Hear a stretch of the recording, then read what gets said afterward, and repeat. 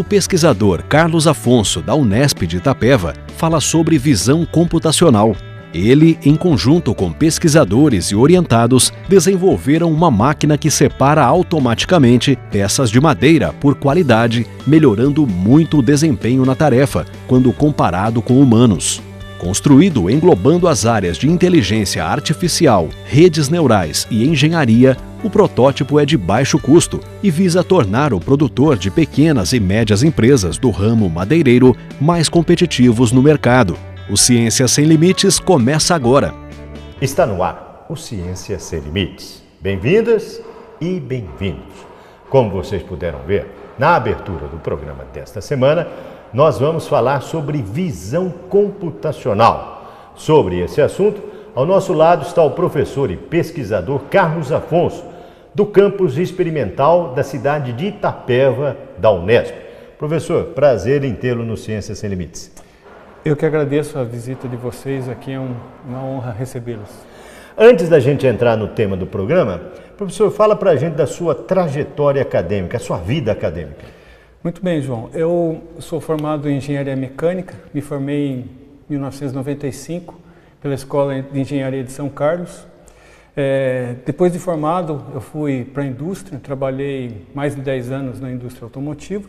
Dentro da indústria, eu vi algumas oportunidades exatamente de poder aplicar esse tipo de tecnologia, de visão computacional e de inteligência artificial de uma forma geral. Isso me motivou a voltar à universidade. Então, em 2010, eu fiz meu doutorado pela Escola de Engenharia de Guaratinguetá. Depois, fiz o pós-doutorado em São Carlos, novamente, pelo Instituto de Ciências Matemáticas de São Carlos. E no ano passado, em 2017, estive um ano na Finlândia fazendo como professor visitante, exatamente para conhecer esse tipo de tecnologia. Claro que nós vamos explorar a sua experiência na Finlândia, porque foi totalmente relacionado com o assunto do programa desta semana. Para quem está nos vendo agora, o que é visão computacional? Conta para a gente detalhadamente. Visão computacional são um conjunto de algoritmos computacionais em que você utiliza para ensinar o computador a classificar imagens de forma semelhante com o que uma pessoa faz, classifica essas imagens. Por exemplo, quando você vai ensinar uma criança, né, o que é um copo d'água, um bebê, o que é um copo d'água, você apresenta aquela imagem, né, olha, isso aqui é um copo d'água, isso aqui é um copo d'água. Depois de várias vezes que você apresenta isso, o cérebro humano daquela criança aprende isso, que aquele objeto refere-se à água. Então, o que são esses programas, esses algoritmos? Eles tentam simular esse comportamento num ambiente computacional. Diante desse ambiente computacional, eu acredito que o senhor não faça nada sozinho, deve ter N pessoas e instituições envolvidas. Por que o senhor teve essa visão de desenvolver essa metodologia ou essa pesquisa? A principal motivação foi exatamente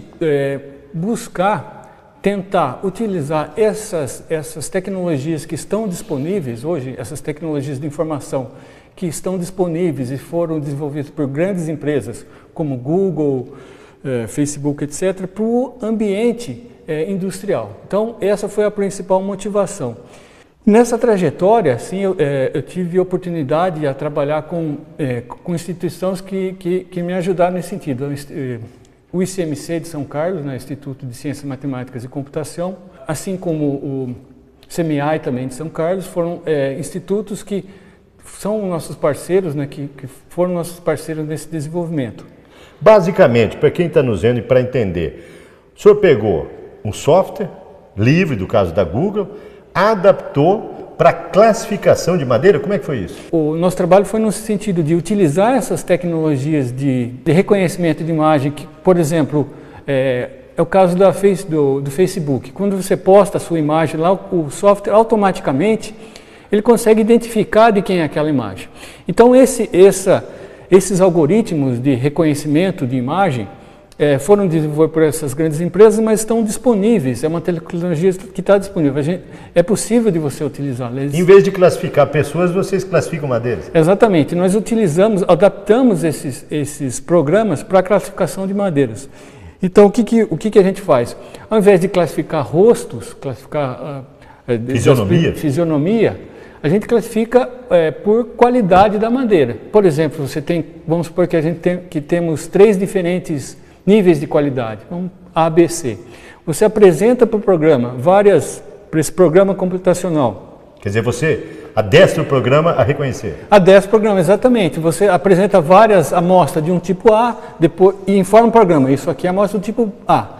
Mesma coisa para o tipo B e para o tipo C. Após uma certa quantidade de repetições, esses algoritmos de classificação, eles abstraem alguns padrões computacionais e ele usa esses padrões para, numa fase posterior, classificar essas madeiras, ou pode ser aplicado para outro tipo de materiais também. Por que fazer isso com a madeira? Porque o equipamento é muito caro, não existe no Brasil, como é que é? Existem equipamentos que fazem processos semelhantes que esse. Mas também o que acontece, se considerarmos o pequeno e médio produtor brasileiro, ele não tem dinheiro suficiente, é muito caro para eles adquirir esses equipamentos. Só a título de exemplificação, um equipamento desse chega a custar 500 mil euros, o que fica proibitivo para produtores locais. Então, nós tentamos exatamente usar essas tecnologias que estão disponíveis e adaptar para o ambiente do médio e pequeno produtor. E uma das consequências disso é que você consegue, com isso, evitar alguns problemas de classificação humana. Obviamente, nos casos em que você não tem essa classificação computacional, você usa operadores humanos para fazer isso. Quer dizer, a olho nu ali. A olho nu, exatamente. E o que acontece? Com esse tipo de classificação, além de ser mais cara financeiramente... Pode ter falhas. Pode ter falhas, exatamente. O operador pode ficar cansado, pode existir uma diferença de critérios entre eles, e uma série de problemas que podem ocorrer, além de ser muito desgastante, porque imagine você passar numa esteira ali, exatamente, milhares de pedaços de madeira, né? Exatamente, longos períodos classificando. O cérebro humano não foi feito para fazer esse tipo de... E o computador não cansa. E o computador não cansa. E trabalha com baixo custo. Agora, o senhor não está sozinho nisso, né? O senhor tem mais docentes e alunos envolvidos? Exatamente, é um trabalho em conjunto. Conosco também está o professor André Rossi, o aluno Matheus, aluno da graduação da produção, e também o professor Fábio Henrique, que é da FATEC de Capão Bonito, que está envolvido no projeto. O senhor permite a gente conversar com eles, né? Sim, por favor. Nós estamos chegando ao final deste primeiro bloco. Para você contactar o pesquisador, o e-mail dele está aparecendo aí na sua tela. Afonso, com 2 Fs, do jeito que está escrito, @itapeva.unesp.br. Para você conhecer um pouco mais sobre o campus experimental aqui avançado da cidade de Itapeva, www.itapeva.unesp.br. Para interagir com a nossa televisão, www.tv.unesp.br. É um instante só, Ciência Sem Limites volta já.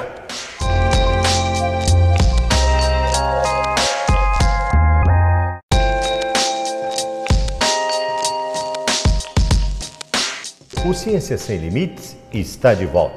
E como vocês podem ver, o assunto do programa desta semana é visão computacional. Conforme foi dito no bloco anterior, agora nós estamos com o professor André Rossi, também pertencente ao campus experimental aqui da Unesp da cidade de Itapeva.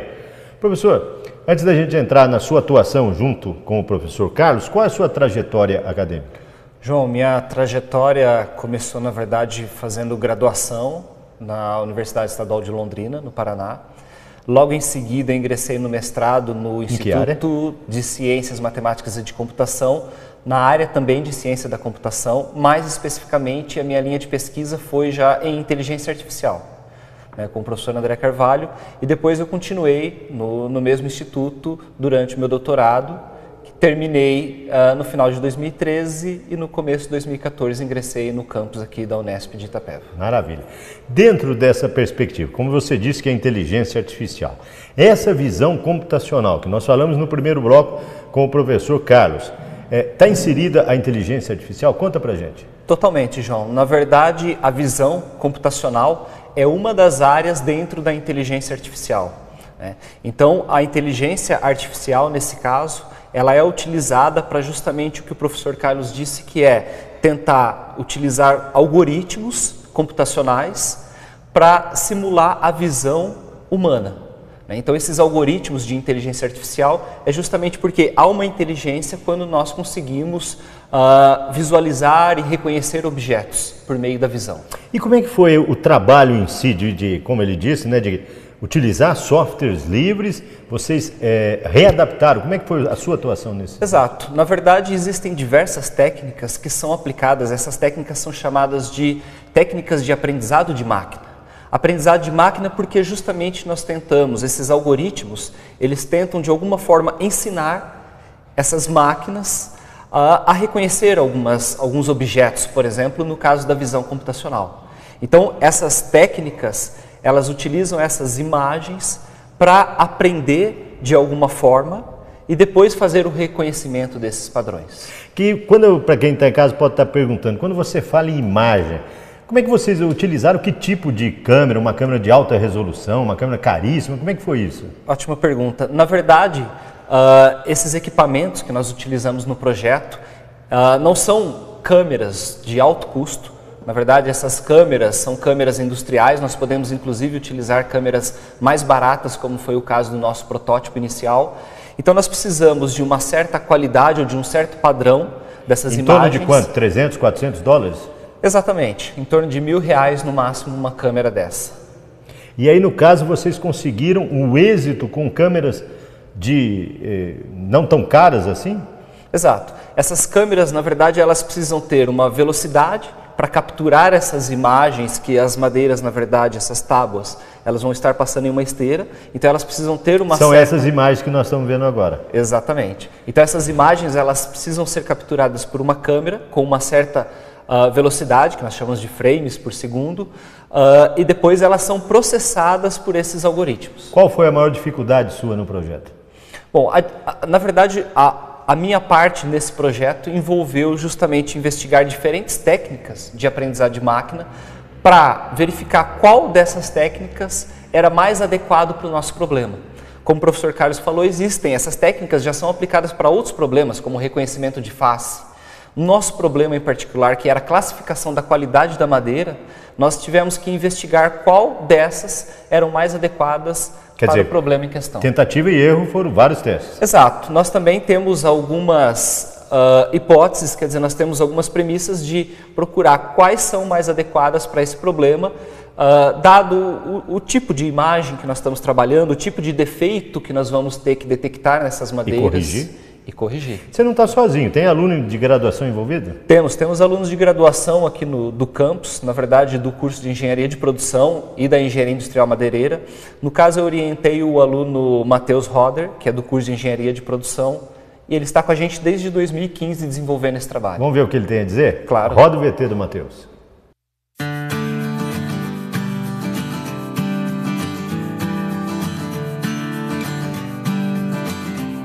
Eu realizo a pesquisa com o professor Carlos e com o professor André, especialmente com o professor André, que é meu orientador desde 2015, na parte de inteligência artificial, especificamente para a classificação de algumas imagens.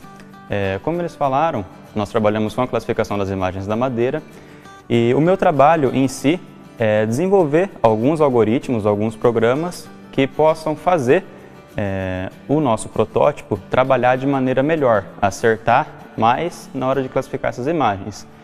Especificamente, eu fui aluno do professor André desde 2015, num projeto de extensão, e em 2016 com bolsa FAPESP. No projeto de iniciação, eu desenvolvi uma parte de otimização de uma técnica específica, que é a rede neural artificial. Com essa técnica e com a otimização, nós chegamos em torno de 87% de acerto. Esse trabalho que nós desenvolvemos, eu cheguei a apresentar no Encontro Nacional de Inteligência Artificial e ficou entre os melhores artigos do Congresso. Disso, nós trouxemos para o campus mais uma conquista e, de acordo com a abordagem que a gente dá para o problema, ou com 3 classes ou com 2 classes, nós conseguimos aí uma variação desse acerto da nossa técnica de 87% a 98%, mais ou menos.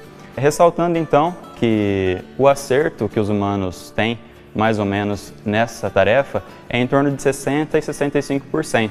Então, a melhoria que a gente consegue, ela é muito expressiva, principalmente quando a gente vai comparar com o acerto dos humanos, que estão suscetíveis aí principalmente ao cansaço.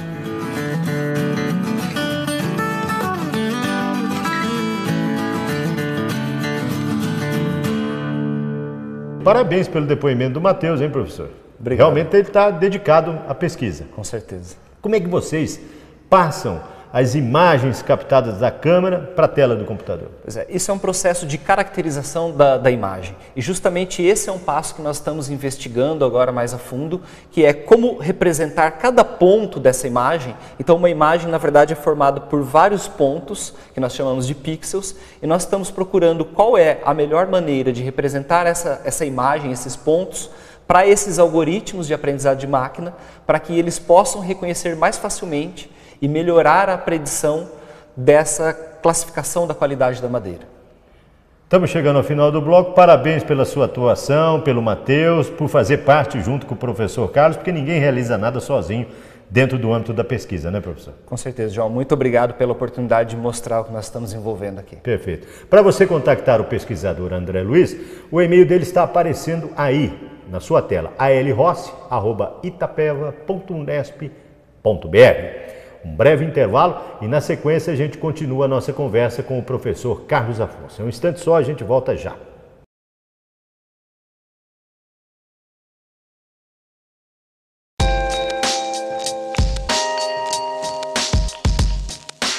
O Ciência Sem Limites está de volta.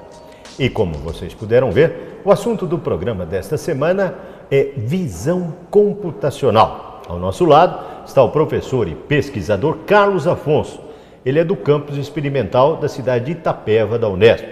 Parabéns pelo depoimento do professor André Rossi, do Matheus, realmente estão engajados na equipe, né, professor? Exatamente, eu que agradeço, realmente é uma equipe, né? Existe uma sinergia, não é um trabalho individual, cada um deles tem uma participação importante. Agora, no primeiro bloco, o senhor falou que o senhor foi fazer uma espécie de professor visitante na Finlândia, onde existe um equipamento similar a esse que vocês idealizaram, em torno de 500 mil euros. Nós podemos dizer que esse equipamento que o senhor e a sua equipe idealizou e está implantando, ele é inédito e de vanguarda? Conta pra gente a experiência da Finlândia em relação ao equipamento brasileiro. Perfeito. Primeiro, por que Finlândia? Nós optamos em fazer esse intercâmbio com as universidades finlandesas, primeiro porque eles têm uma indústria madeireira forte e, além disso, também tem uma pesquisa de vanguarda em visão computacional. Então, exatamente essa combinação de fatores que nos atraiu para esse intercâmbio. O que acontece, né? No caso da indústria finlandesa, como existe um alto nível de automação, eles desenvolvem esse tipo de equipamento, mas para os custos, em custo elevado, voltado para o mercado deles. Recentemente, nós recebemos o contato de algumas empresas finlandesas que desenvolvem esses equipamentos para a Europa como um todo, exatamente para tentar, em parceria com a gente, desenvolver equipamentos a custo reduzido, que pudessem ser aplicados a mercados emergentes, como é o caso do Brasil, Rússia, Índia, etc. Agora, só para quem está nos vendo, como é que é na Finlândia? A Finlândia é um país frio, tem muita madeira comparado ao Brasil? Como é que é? Exatamente, eles têm uma tradição forte na indústria madeireira, né? Só que a característica da madeira de lá é diferente, é de um crescimento muito mais lento, chega a ser cortado somente após 50 anos. 50 anos? Exatamente. É diferente do nosso pinus, do nosso eucalipto, que com 5, 6 anos está na fase de abate. Exatamente. E em função desse alto custo da madeira e do tempo elevado para cortar, eles sempre buscam uma alta eficiência no processo de corte. Isso também foi um dos fatores que levou o desenvolvimento da indústria, da automação na indústria madeira, do caso deles. Agora, quem está nos assistindo, essas imagens são do equipamento em prática, professor? Exatamente, essas são imagens do nosso primeiro protótipo numa serraria na região de Itapeva. E esse equipamento, onde está hoje? Nós estamos desenvolvendo um equipamento semelhante para uma indústria multinacional que tem uma planta na região de Minas Gerais para fazer essa mesma classificação. E esse equipamento, na hora que ele estiver em funcionamento, e aquelas pessoas, aqueles seres humanos que classificam, eles podem perder o emprego? Não, pelo contrário, o que acontece? Como a gente colocou anteriormente, esse trabalho de classificação ele é muito cansativo, né? Ele é desgastante para o operador humano. A ideia é exatamente você recolocar esses operadores humanos em funções mais nobres. E o índice de acerto é altamente superior ao ser humano. Exatamente. As estatísticas mostram, vários trabalhos mostram que numa melhor situação você tem um nível de aproveitamento em torno de 80% no caso de operador humano. Exatamente pelo fato de cansaço, falta de qualificação, esse tipo de problema. E por que a Finlândia teve interesse num equipamento de baixo custo comparado aos 500 mil euros, né, da indústria de automação que a Finlândia produz?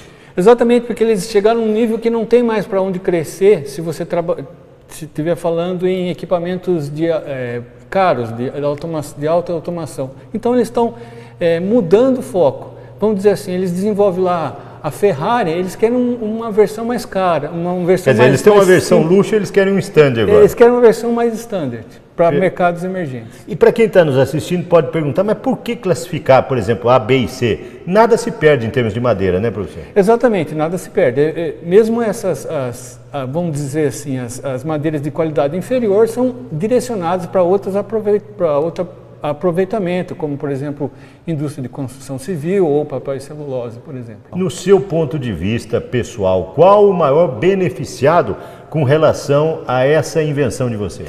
Sem dúvida, são os médios e pequenos produtores nacionais, que vão poder ter acesso a essa tecnologia de ponta a um custo factível, né, possível para eles. O Brasil é muito grande, nós temos madeira nessa região, que seja o pinus, o eucalipto com mais frequência, mas nós temos lá no norte do país madeiras de lei, né? Exatamente, e nós tivemos essa preocupação durante o desenvolvimento de ter o controle de todo esse processo. Então, a gente não depende de nenhum tipo de software comprado, nenhum tipo de equipamento comprado. Toda a tecnologia, desde o software até as interfaces, foram desenvolvidas localmente. Então não precisamos, vamos dizer assim, pagar royalties para ninguém. E como é que se detecta a madeira? Tem um equipamento próprio ali ou tem imagens que vocês alimentaram o software que ele vai reconhecer que tipo de madeira é? Exatamente. Mesmo para o computador, existe uma fase chamada fase de aprendizagem. Então você tem que mostrar vários tipos de madeiras diferentes e informar o programa, né, o computador, isso aqui é A, isso aqui é B e C, etc. Então, mesmo para o programa computacional, existe uma fase de aprendizagem que precisa ser feita. E demora quanto tempo isso? Nós precisamos em torno de 1000 imagens de cada tipo de madeira, aproximadamente. E que jeito que são as imagens na madeira? É a madeira bruta, ela é lapidada, cortada, plainada? Perfeito.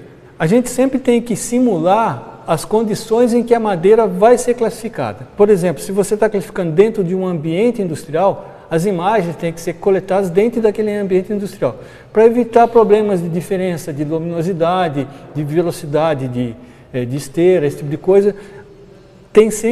As imagens têm que ser sempre feitas no ambiente em que vai ser feita a classificação. Parabéns pela ideia e pela iniciativa. Nós estamos chegando ao final do programa. Tem algum ponto que eu não toquei que o senhor queira destacar?